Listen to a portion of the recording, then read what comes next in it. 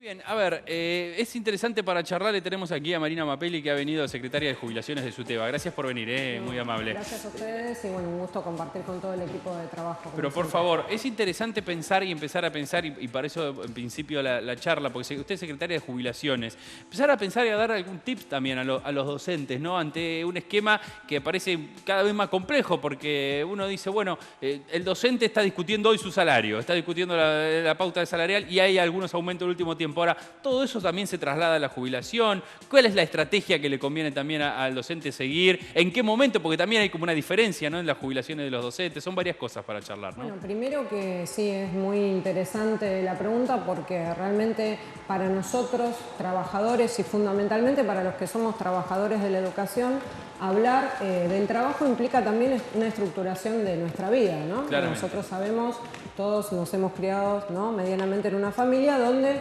ese horario de levantarnos, la rutina de llevar a los chicos a la escuela, la rutina de desempeñar nuestro trabajo, hace a toda nuestra vida. Obviamente que cuando nosotros culminamos nuestras tareas, pensamos en nuestra jubilación, suele ser como en los últimos años, en la etapa donde nosotros consideramos que somos jubilables y empezamos a pensar en nuestra jubilación. Lo interesante es, como ha pasado en la Argentina, ¿no?, digo, tantos paradigmas que se han modificado en estos últimos 12 años, digo, también cambiar el paradigma. ¿Cuál es el paradigma respecto de la jubilación? Entonces nosotros empezar a pensar en nuestra jubilación cuando somos muy jóvenes, si bien ahora nos jubilamos y ahora vamos a hablar de eso, también muy jóvenes, apenas empezamos a trabajar en la primera escuela. O sea, ya del arranque de la carrera empezar a pensar en el momento de la jubilación. Perfecto, Matías. Es así, nosotros apenas empezamos a trabajar,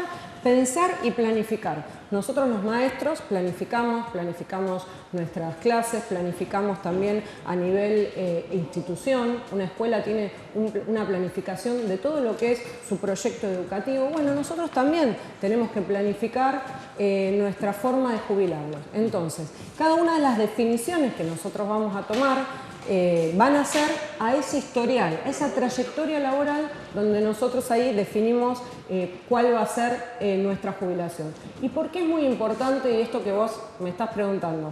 Porque esas definiciones hacen a que si yo concurso, asciendo, tomo otra definición respecto de estar en mi cargo de base o ser secretaria o ser director, o cambio de escuela, o defino trabajar en una escuela con ruralidad. Bueno, todo eso hace a la diferencia y hace a mi trayectoria laboral, y eso va a definir mi jubilación. Así es que, bueno, es muy importante. Conviene pensar a la hora de tomar una decisión de ese tipo, pensar también un poco en la planificación que uno tenga de acuerdo a lo que vaya a ser la jubilación futura. Tal cual. Y yo creo, ¿sabes qué? Que no es solamente para el docente, es para todos los trabajadores. Quizás, digo, por eso digo que en esta Argentina donde tantos paradigmas se ha cambiado, digo, sin ir más lejos, para nosotros relacionados con educación, la Ley de Promoción y Protección de los Derechos del Niño, digo, donde se han hecho tantas leyes de avanzada, digo, pensar hoy en otro paradigma, que es que apenas yo empiezo a trabajar voy planificando. No es lo mismo. Digo, vos fíjate que hablabas y muy bien lo decías, qué significa lo que nosotros mal llamadamente decimos en blanco, en negro, que en cada una de las propuestas que hace el Sindicato Unificado de Trabajadores de la Educación, bueno, en este caso nuestro mayor exponente, referente, es Roberto Baradel, digo, cada una de esas mesas paritarias, donde uno se sienta y entiende a la paritaria como es una mesa de negociación, donde de un lado está la patronal y del otro lado la representación de los trabajadores, hay algo que se plantea y que es una condición fundamentalísima, que tiene que ver con esa incorporación de esos aumentos al básico. ¿Y por qué es fundamental? ¿Por qué? Bien, porque ese básico va a ser después trasladado inmediatamente al salario de los docentes. Nosotros, vos sos muy joven, pero nosotros Tampoco tanto, no se cree. Nosotros hemos vivido situaciones muy duras, muy difíciles, los años 90, Sí, no nos olvidemos. recuerdo la carpa blanca. No es que, sí. Exactamente, y también recordemos lo que eran las plazas, no docentes ahorcados, pero sí hubo muchos jubilados ahorcados, hubo un ícono, ¿no? También digo, para el pueblo argentino que fue Norma Pla, por eso digo, nosotros recordamos esas historias y recordamos en aquel momento, a Patricia Bullrich, recortando el 13% a los jubilados, y fueron momentos... Diciendo que era una medida que tenía que tomar. Tal cual, tristísimos, después todos sabemos en lo que desembocó, pero en aquellos momentos, por eso digo, vos sos joven, pero nosotros nos acordamos que muchos docentes inclusive asistían a su mesa a través del trueque. ¿Sí? Fueron los momentos también de los patacones, fueron los momentos terribles donde durante 10 años un salario docente es 256 pesos, fueron los momentos de la República Argentina que tuvimos que luchar, como bien vos decís, con ese ejemplo a nivel nacional e internacional que fue el reclamo de la carpa blanca, que puso en el tapete de una sociedad el reclamo de lo que se necesitaba de ese PBI, de esa inversión, porque nunca es un gasto la educación, siempre es una inversión. Cuando hablamos de seguridad, también es una inversión. Ahora, también está bueno, porque nos posicionamos en este recambio, que está buenísimo entenderlo así, como la gente que está empezando a pensar ya en la jubilación desde el arranque. Y que mucho de eso también tiene que ver con la lucha que han llevado adelante los docentes, que lo posicionan en la discusión salarial de todos los años, en todas estas cuestiones que lo marcan, digamos, ¿no? Un poco así.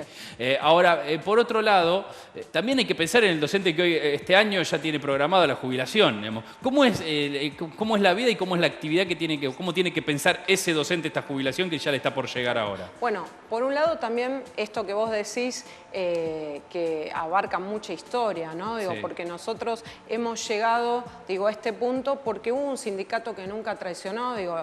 Para nosotros es un orgullo pensar, cuando pensamos, por ejemplo, en lo que fueron las AFJP, ¿sí? ¿Vos te acordás de esas aseguradoras?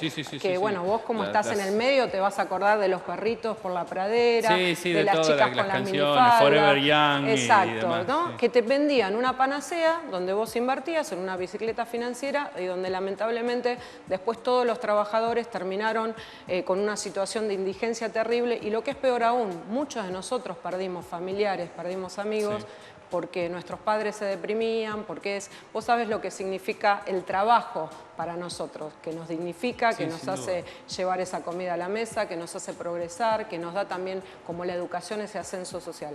Bueno, hemos transitado esos momentos muy duros y nuestra central, como vos decís, la Central de Trabajadores Argentinos, que lidera Hugo Yasky, llevó adelante hace muchos años, casi te diría, pregonando en el desierto, lo que fue volver a reparto. Y peleamos muchísimo para que esas aseguradoras de riesgo de trabajos, esas AFJP, no involucraran a los docentes. De la misma manera que peleamos a través de las leyes para que esas cajas que en la época de Cavallo se habían transferido y que los docentes en toda la República Argentina cobraban sueldos, vos sabés que eran miserables, que no alcanzaban ni siquiera para comprar una medicación, volvieran y pudiéramos realmente tener un Estado garante. Así que esa lucha, digo, ¿y por qué es tan importante esto? Y vos que sos tan joven, hay que defenderla.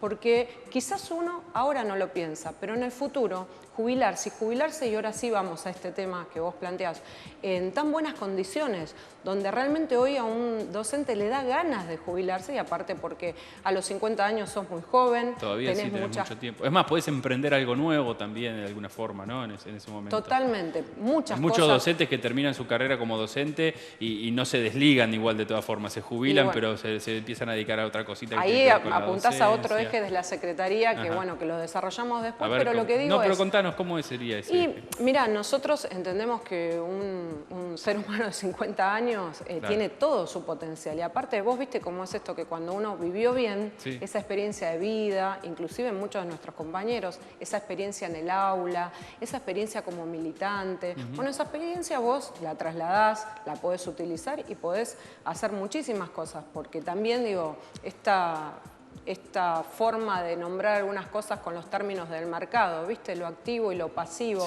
pasamos a la pasividad. Nosotros no pasamos a la pasividad por más que nos jubilemos. Nosotros seguimos en actividad, simplemente que dejamos de ir a ese trabajo formal que nos permite jubilarnos. Y algo muy importante, ¿cómo jubilarnos? Primero, que como todo cambio en la vida implica temores. Cambiar es difícil, cuesta, ¿no? A veces uno tiene miedo, pero lo que primero hay que hacer es demitificar. O sea, pensar que hoy hay una jubilación que es muy fácil de hacer, Sí. que esperemos que continúe, que las nuevas autoridades de la Dirección General de Escuela y del IPS, que todavía no las tenemos confirmadas y que obviamente vamos a solicitar una entrevista para tener una agenda de trabajo, sigan manteniendo algo que para nosotros fue un logro de lucha muy importante, que se llama la jubilación ejecutiva, por ejemplo. A ver, ¿qué es eso? Eso los chicos lo entienden mejor que nosotros, pero es simplemente que vos vas a un ente, que es la Secretaría de Asuntos Docentes, te dan una clave y vos desde tu casa, donde estés, empezás en forma virtual a cargar todo de tu historia laboral. Desde dónde empezaste, hasta dónde trabajaste, qué licencias tuviste. A partir de allí, cuando vos culminás, eso te permite, ese sistema, bueno, tener un tiempo, ir a la Secretaría de Asuntos Docentes, verlo con la máxima autoridad de la Secretaría, que es la Secretaria de Asuntos Docentes. Antes nosotros le decíamos Secretaría de Inspección. Y luego que eso culmina, inmediatamente es un enter y esa jubilación empieza a caminar y es muchísimo más rápida, muchísimo más ágil. Es ágil. Pero, ¿sabes otra cosa que es muy importante y mucho más para estos tiempos? Que corre, ¿sí?, del escenario a muchos de los que especulan, digo, porque en nuestro caso nosotros somos un sindicato, defendemos los derechos de los trabajadores y obviamente no hay un objetivo de lucro. Pero en muchos casos, como es un momento donde el docente se siente muy vulnerable, en el momento de recurrir a la jubilación se siente vulnerable el docente, sí, mirá. Sí, recurren muchas veces a gestores abogados como una falsa idea de que quizás un gestor y un abogado pueden ayudarlo.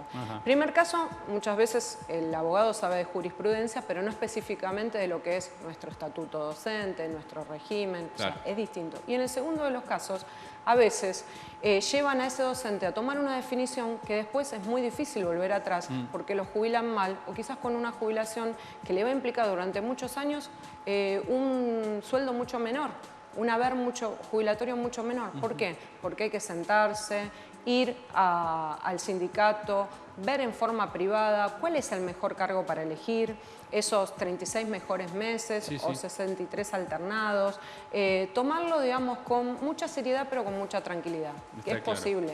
Está claro. Yo aparte siempre digo que en el hecho de la jubilación también hay un hecho de gentileza, porque el que se jubila, más allá de que está cerrando una etapa, que es la suya, que es mirando hacia una carrera, hacia lo que uno ha hecho, también está abriendo una puerta al que viene atrás. Entonces, muchas veces hay que entender a la jubilación, porque ¿sabes a dónde se habla mucho?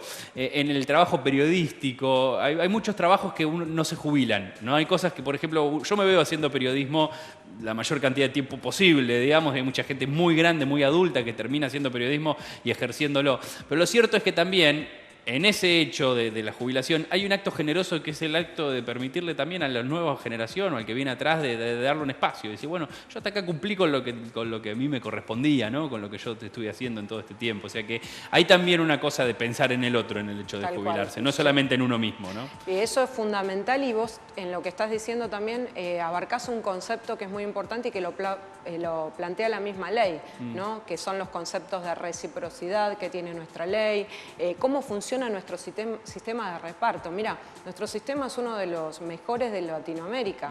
O sea, no existe un sistema donde 4 personas que están en actividad van a aportar a ese uno que se va a jubilar. Entonces, cuando esa persona está jubilada, estos docentes que están trabajando, estos trabajadores, van aportando para que en su momento esa persona pueda gozar ampliamente y tranquilamente de una excelente jubilación y seguir disfrutando de la vida y obviamente, como todo en la vida, que otros también se vayan sumando y obviamente desde otro lugar aportar, porque sin duda. como te decía, uno de los ejes de nuestra Secretaría de Jubilaciones de SUTEBA es que los docentes jubilados sigan participando. Y de hecho, mira, nosotros tenemos actividades en los distritos, hay comisiones de jubilados, hay docentes que dan charlas en las escuelas, por ejemplo, sobre derechos humanos, abuelas relatoras, inclusive hay grupos de jubilados que viajan a nivel nacional, internacional,